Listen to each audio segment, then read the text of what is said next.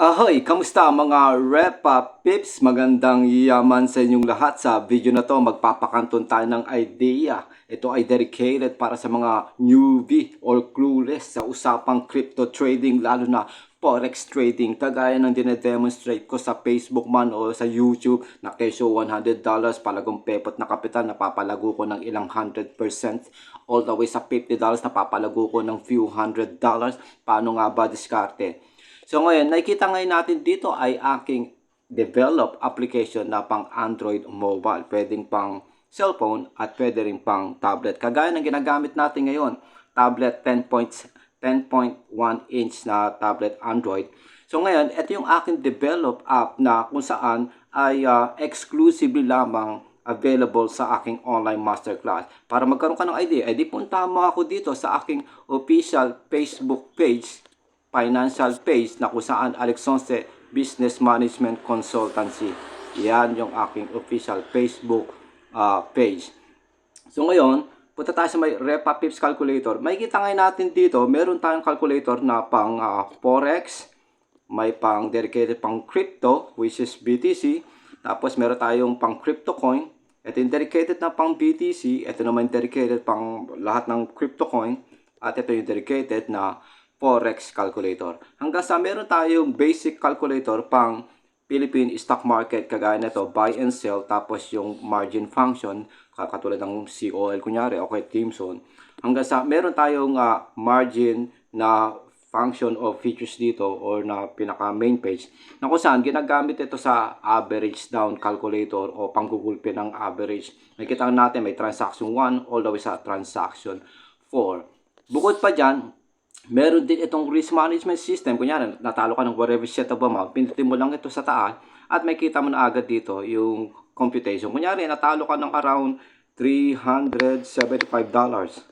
So, i-calculate mo. Sinasabi ngayon dito na kesyo, within MA20, kinakailangan mo lang kumita ng $18.75. 20 times mong gawin yon, which is isang buwan na transaction, mapupuli recover mo ang iyong 100% na pasunod. Bukod pa dyan, meron tayong function dito na ledger. Okay? Which is dito, kunyari, lagi araw-araw nanalo ka around $40 lang, sa pesos ay 56 pesos yan.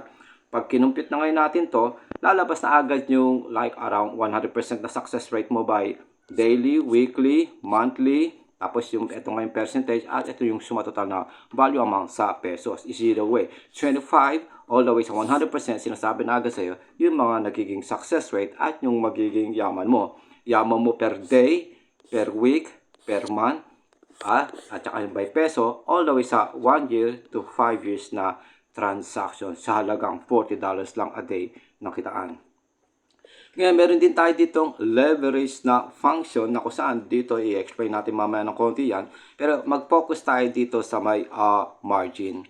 So, usually kapag magta-trade and scalp ka, imbis na isipin mo na manalo ka agad, mabuhay ka sa fantasy, ang isipin mo, yung peligrong aabutin mo, aka risk exposure. Madali nang isipin yung kitaan pero mahirap isipin at dibdibin yung pagkatalo. Kaya dapat doon ka nakapokus sa pagkatalo.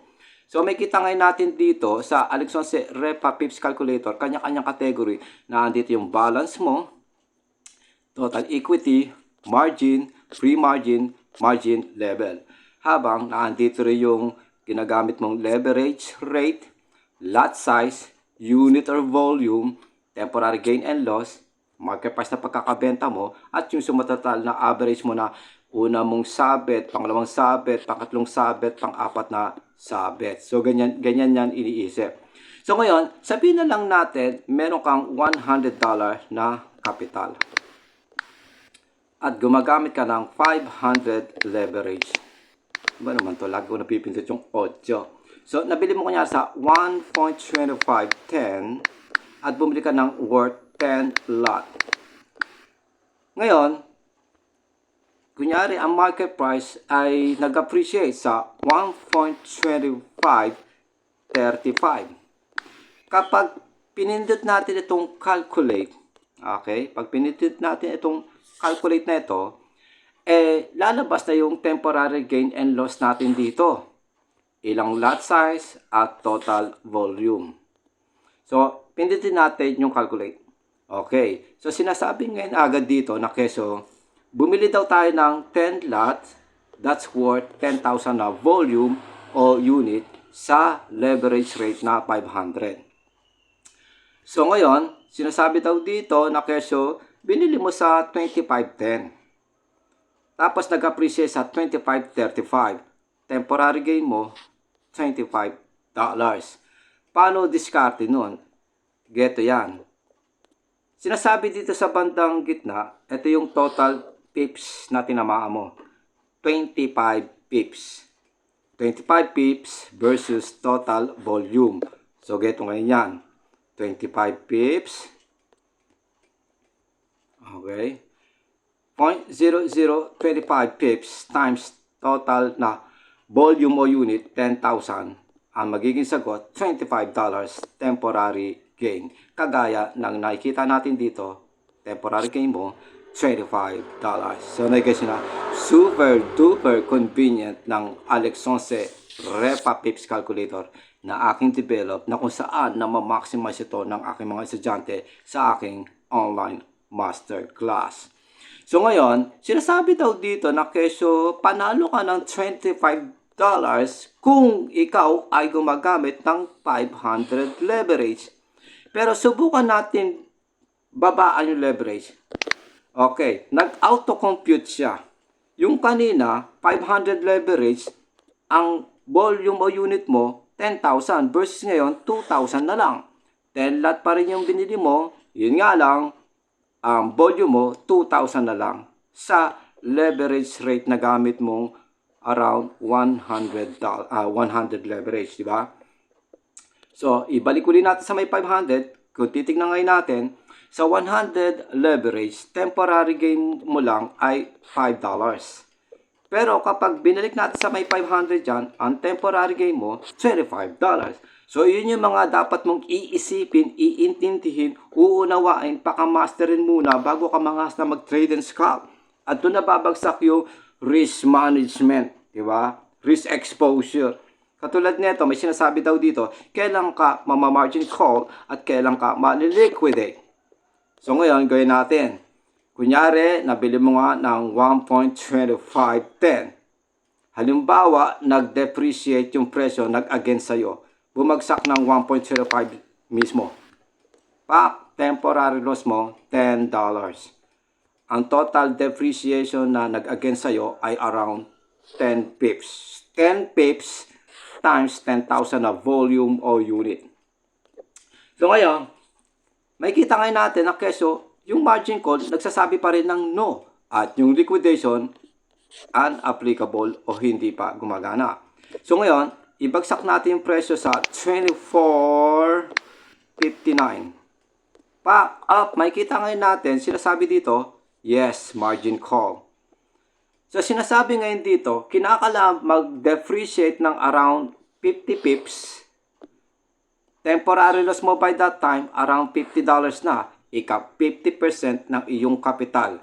Margin call ka na. And tanong, kailan naman yung liquidation? Di bagsak pa uli natin. Kunyari, bagsak natin sa 29. Makikita ngayon natin dito. Teka, mali ito. 24.29. Ngayon, makikita ngayon natin, ito, yung kaninang diya sa may margin, napunta na sa liquidation. So, ibig sabihin, around $80 na temporary loss mo, 80% ng kabang kapital mo, liquidated ka na. Wala na, sunog na yung yaman mo $100. So, yun yung good benefits, real benefits ng Alex 11 Repa Pips Calculator. Yun, alam mo na agad, in advance, kailan mangyayari ang margin call versus sa liquidation. Ilang pips ang kinakailangan ma-depreciate para lang masabing margin call ka na at liquidated ka nang baka nang ina ka. Nai-guess mo yung idea? So ngayon, halimbawa lang bumili ka ng 125.10 tapos yung bumagsak siya ng 125.30, binili mo pa uli, additional 5 lot o 10 lot.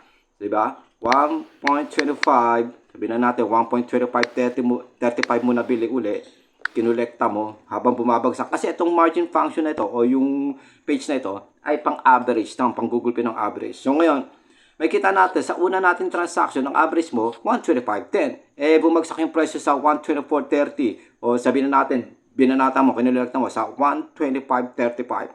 10 lot ulit. Tapos, pag kinalculate ngayon natin yan, yung una mong average sa una mong sabit, 125.10 ka. Pag kinalculate ngayon natin, 125.22 ka. Halimbawa na lang, nag-bounce back ang presyo, 125.20. Temporary loss mo? Wala. Wala ka ng temporary loss. Gain ka pa ng around $11. Kasi nga, average mo, 25.22 ka lang. Versus sa market price, 25.28. Di panalo ka na. What if, kung ito ay nag-bounce back na sa dating presyo, 25.35. Yan, mas malaki nakita mo. Diba? Mas malaki-laki nakita mo. Pero, mapapansin ngayon natin, una mong sabit, meron kang 10,000 na volume, additional 10,000 na volume, kaya sumatotal, volume mo unit mo, 20,000 na naka 500 leverage ka. Pero kung halimbawa naka 100 leverage ka, anak ng puta, 4,000 lang yan. Di ba? 4,000 lang yan. So, na-guess yung idea na dapat marunong kayo ng usaping lot sizing, okay? Tamang lot sizing at yung paggamit ng tamang leverage rate. Para maiwasan mo yung ma-margin call ka all the way sa ma-liquidate ka, all the way sa mapunta ka sa overtrade to revenge trading. Napaka-importante yung matutunan mo, ma-master mo ng gusto yung tamang paggamit ng leverage, tamang lot sizing. Speaking about tamang paggamit ng leverage and lot sizing, anak na puta, punta tayo dito sa other function. Punta tayo dito sa may ledger. Okay? May leverage pala. So, maglalagay tayo, kunyari, katulad yung kanina, 500 na leverage ang gagamitin natin. 500 leverage. Sumatotal capital mo, $100. At binanata mo sa around, ano ba naman ito? Lagi mo napipindot yung 8. 1.2510. 8 na naman. So, kapag pinindot natin itong calculate, lalabas na yung total lot size na mabibili mo sa $100 mong kapital. Lalabas yung total 100% na lot size na mabibili mo sa standard account, sa micro account, ultra low micro account.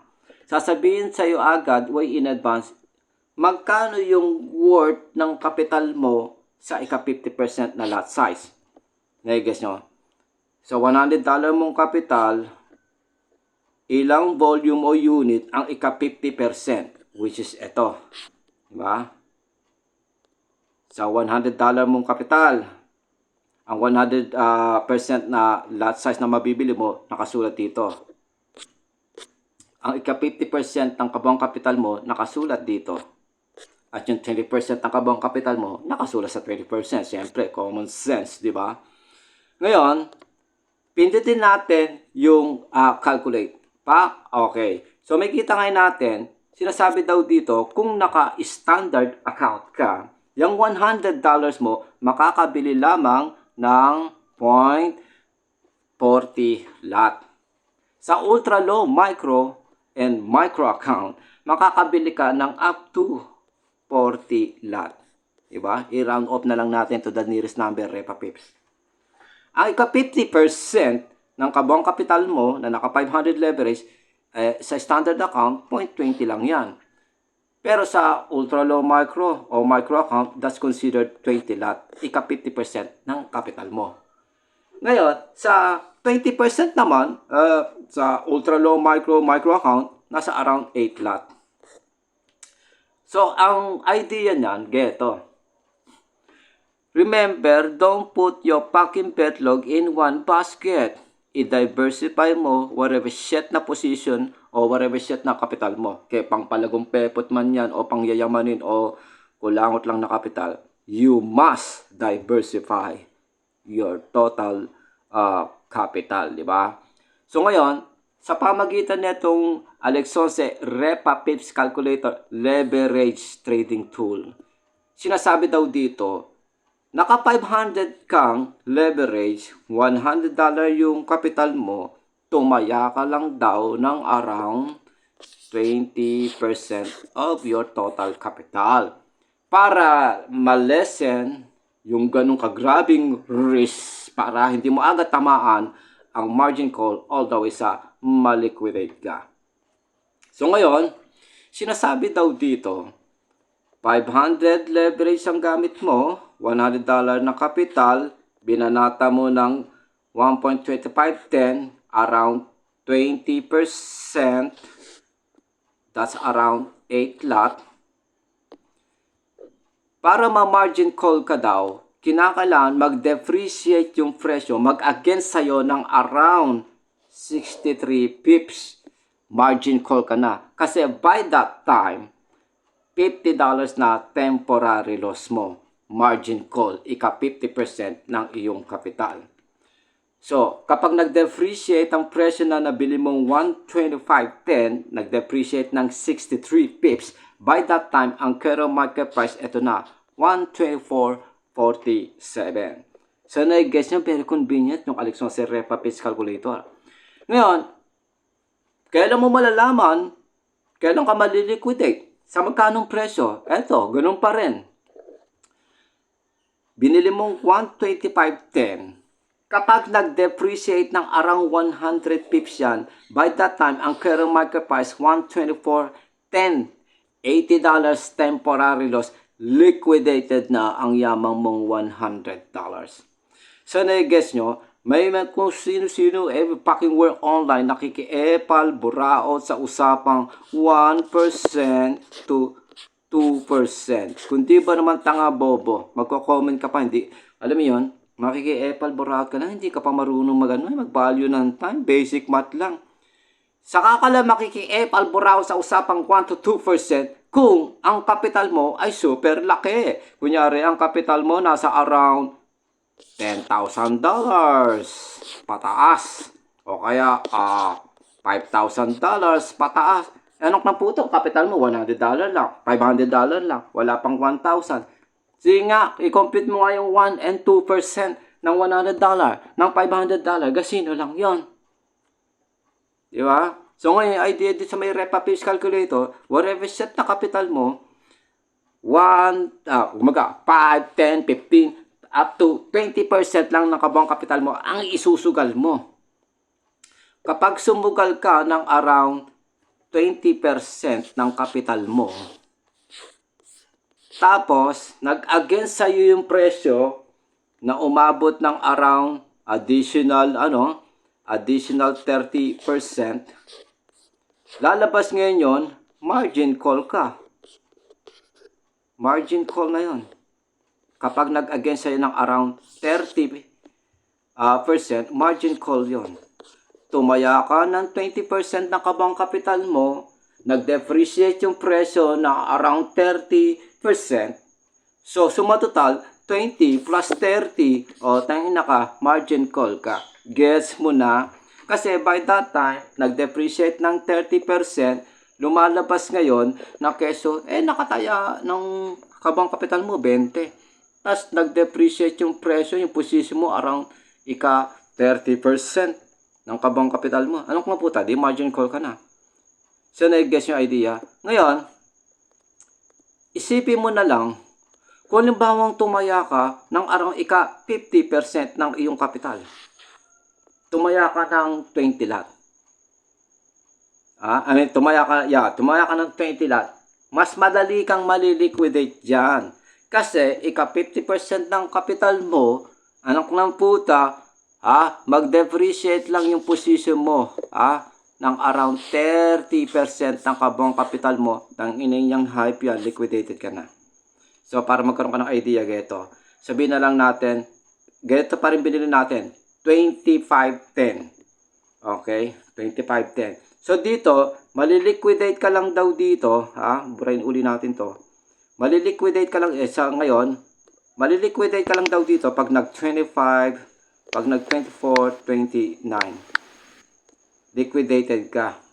Teka, parang hindi yata umano. Teka, 500 pala leverage. So, liquidated ka, makikita natin. Nabili mo ng 125.10, tapos nag-depreciate sa 124.29, liquidated ka na, di ba? So, ilang ilang pips, di ba? E di subtract mo 25.10 minus 24.29, ganong kalaki yung pips, di ba? Magkano nga ba yun? 25.10, 24.29, di ba? Ulitin natin, 1.2510 minus 1.2429. 81 pips ang kinakailangan na depreciation, liquidated ka na. Ini sa tumaya ka ng 10 lot.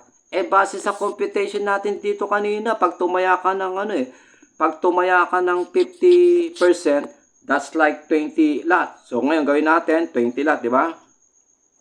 Tignan ngayon natin, gawin natin 20 lot ito. Tingnan niyo sa 20 lot, 100 plus mahigit temporary loss. Di wala na, maaga ka na na-liquidate. So, ito yung diskarte. Kanina, 81 pips daw ang kinakailangan depreciation para liquidated ka na. Dito, magkano?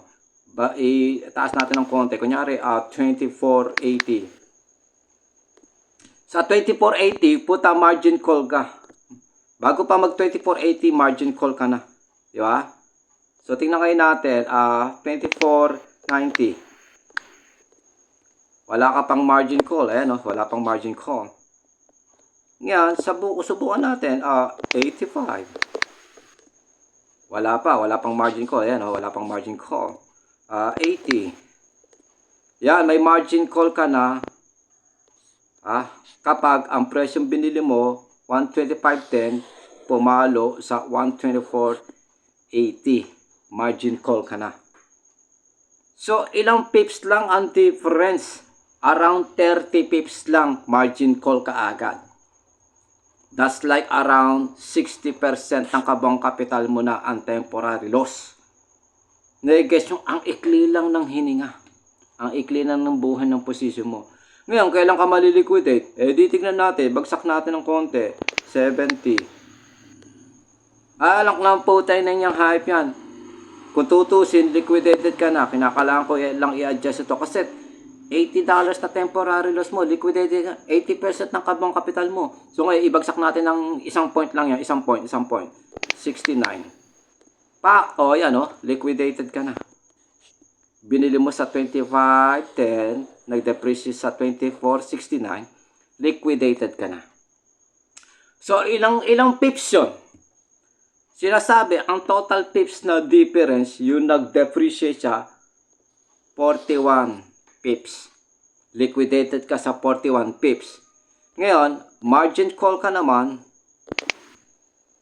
margin call ka sa, 85 yata kayo, 85 o 80? Sa around 80. Margin call ka kapag nag-depreciate ng 30 pips. Liquidated ka kapag nag-depreciate ng around 40 pips. Around 40 pips. Sabi na sa 69. Pinakalang ko lang i-adjust ito later on. 69. Liquidated ka kapag nag-depreciate ng 40 pips o 41 pips. So, na-guess nyo, yan yung mga bagay na dapat nyo iniintindi. Inuunawa, tinakanto muna, pinaka-master. Paano ang tamang paggamit ng leverage rate? Paano yung tamang lot sizing sa whatever set na kapital mo? So, ngayon, sa ganyang klaseng palagong pepot na kapital, hindi para isipin mo, between 1% to 2% lang ang tayaan. Tanga ka ba, bobo ka ba? Magkano ba ang 2% ng $100? Diba? Ito pa yung addition na isipin natin. Bumili tayo ng 10 lot. Kunyari, 10 lot. Tapos, kunyari, market price ay 25.11 kunyari ngayon. So, panalo lang tayo ng temporary gain, $1. Naka 500 leverage tayo. Naka 10 lot worth 10,000 na volume. So, geto ngayon isipin mo. Ulitin natin. Bumili ka ng 125.10. Nag-appreciate ang presyo sa 125.11. Temporary gain mo, $1. Gamit mo o lot size mo ay 10 lot. That's 10,000 na volume o unit. Na naka 500 leverage ka. Tingnan mo yung capital mo sa 10 lot, $25 sa 500 leverage. Pero subukan natin, ibaba natin leverage. Sa 10 lot mo, puta, yung kaninang volume mong 10,000, 2,000 na lang kapag naka 100 leverage. Yung kanina mong punang maliit lang, uta lumaki. Kasi nga, naka 100 leverage ka lang.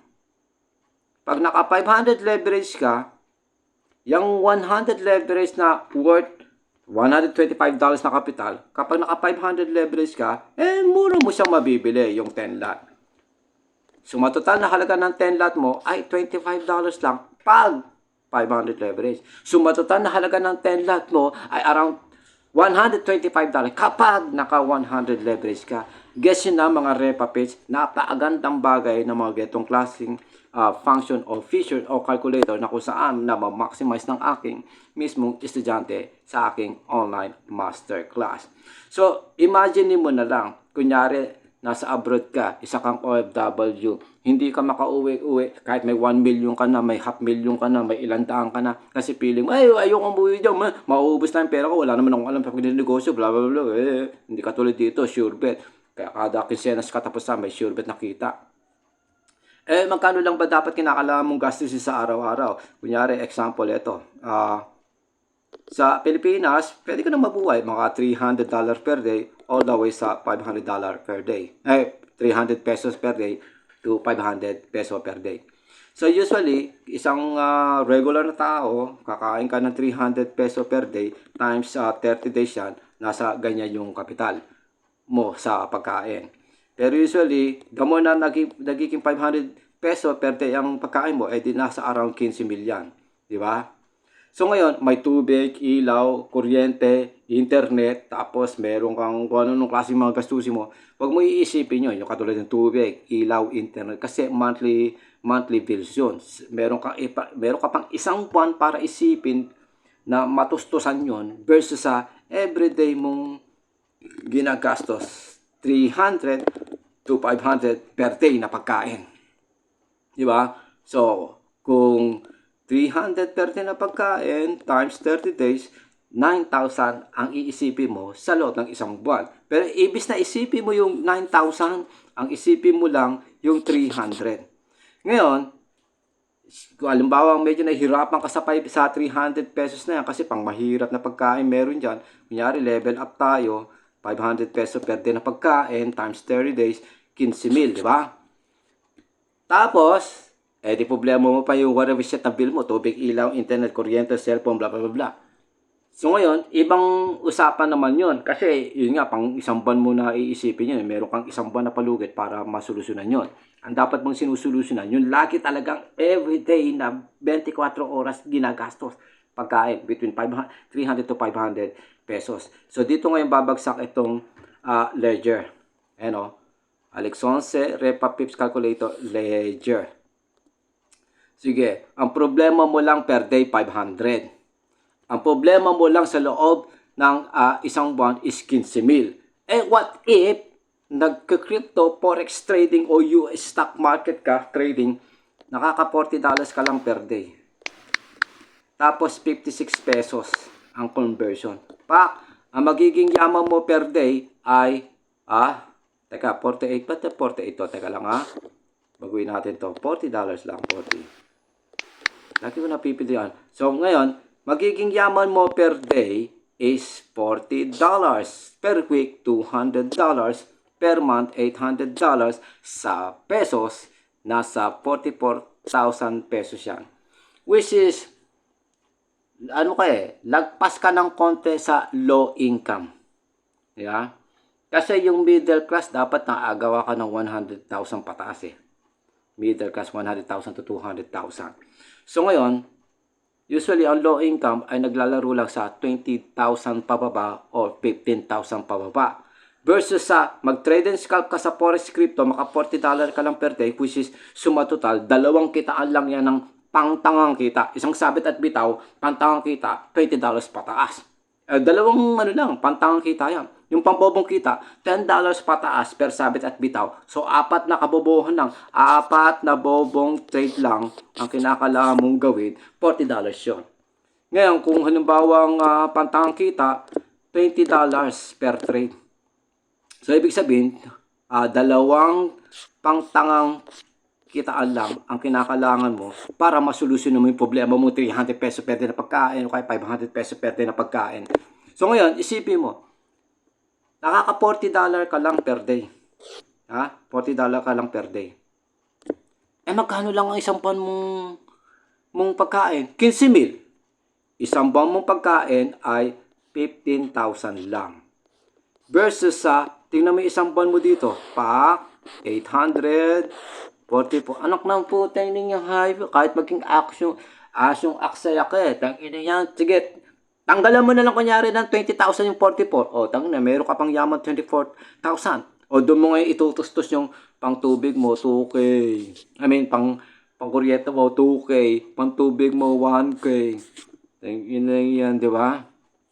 Pang internet mo, 2K. Kunyari, nagre-rent ka mga 5 to 8K.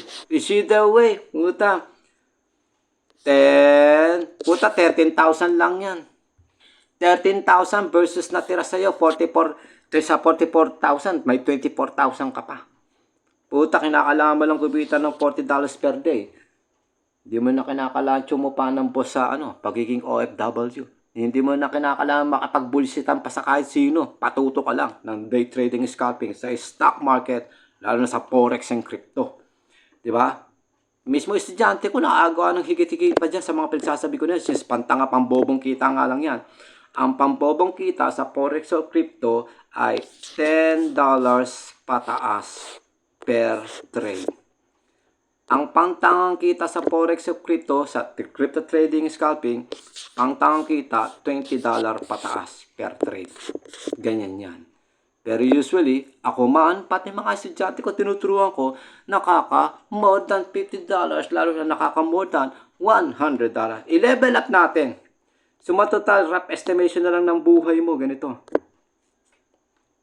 2,000 sa tubig, 2,000 sa kuryente, sa tubig, 2,000 sa internet, so 5,000 na yan, di ba?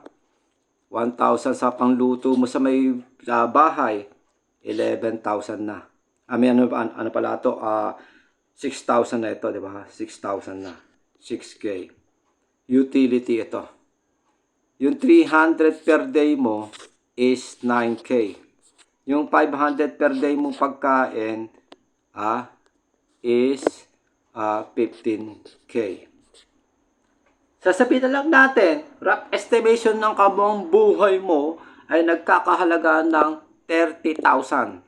Nagkakahalaga lang ng around 30,000. Maluwag-luwag ka na yan. Every month, 30,000 ang buhay mo. Isa o dalawa kayo o tatlo. Kaya na yan. Kasya na kayo dyan sa 30,000. Lalo-lalo na kung hindi ka naman nagre-rent. Kunyari, nando ka sa may sakyan ng magulang mo. Ang ganon. Pero is either way, kung nagre-rent ka, 5,000 to 10,000 maximum na rentahan mo is either way. So, geto ngayon yan. Kung halimbawa, nagagawa mo na kagaya ng nagagawa ng mga estudyante ko, more than $100 per day. Sabihin na lang natin, wag na natin isasakto sa 100. I-exaggerate natin, mura lang, pangtangang kita lang. 2 to 4 trade counts lang isang araw. 2 to 4 trade counts lang isang araw. 4 na beses na pantang kita is $80. Kasi per trade, $20 pataas. 4 na trade lang sa loob ng isang araw, $80. 56 pesos ang conversion. Makikita ngayon natin, anak ng puta, yaman mo.